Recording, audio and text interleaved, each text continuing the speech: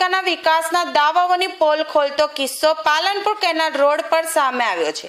લાખો રૂપિયાના ખર્ચે માત્ર 6 થી 7 મહિના પહેલા જ તૈયાર કરવામાં આવેલો નવો નક્કોર આરસીસી રોડ અત્યારથી જ બિસ્માર હાલતમાં ફેરવાઈ ગયો છે।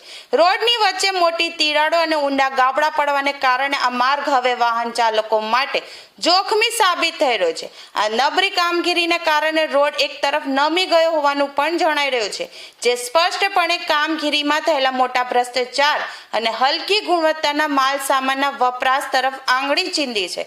જો આ ગાબડાઓને કારણે કોઈ નિર્દોષ નાગરિકનું અકસ્માતમાં મૃત્યુ થશે તો તેની જવાબદારી કોણ લેશે? સ્થાનિકોમાં પણ આ મામલે ભારે રોષ જોવા મળી રહ્યો છે। आपका नाम?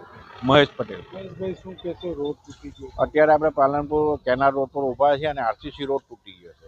એટલે તૂટી ગયો, બેસી ગયો, દબાઈ ગયો, મોટી મોટી ગેપો પડી ગઈ, તિરાડો મોટી મોટી પડી ગઈ છે। અધિકારી અને કોન્ટ્રાક્ટર બેની મિલીભગત, એટલે બેના વચ્ચે પૈસાની ભાગ બતાવી, ભ્રષ્ટાચાર, એના કારણે તૂટી રહ્યો છે। આ ભ્રષ્ટાચારના કારણે ઘણું બધું નુકસાન થઈ રહ્યું છે। એમાં સરકાર અમારી બદનામ થઈ રહી છે। અમે સરકારને મત આપેલા છે, સરકાર અમારી બદનામ થાય છે આ કોન્ટ્રાક્ટરો અને અધિકારીઓના કારણે। કારણ કે આ રોડ જે છે ને, રોડ આ 30 વર્ષથી સુધી ચાલે એવા આરસીસી રોડ બનાવવાની વાત છે, તો 30 વર્ષથી તો વાત જ બાજુ હોય, 7-8 મહિનામાં તૂટી જાય તો હું માનવાનું?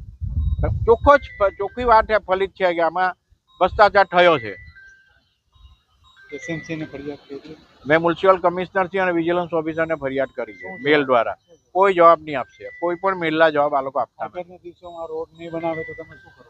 તો હું મુખ્યમંત્રીશ્રીને ઉપર રજૂઆત કરીશ અને નહીં માનશે તો ગામના લોકો સાથે ભેગા મળીને આંદોલનની યોજના કરીશ।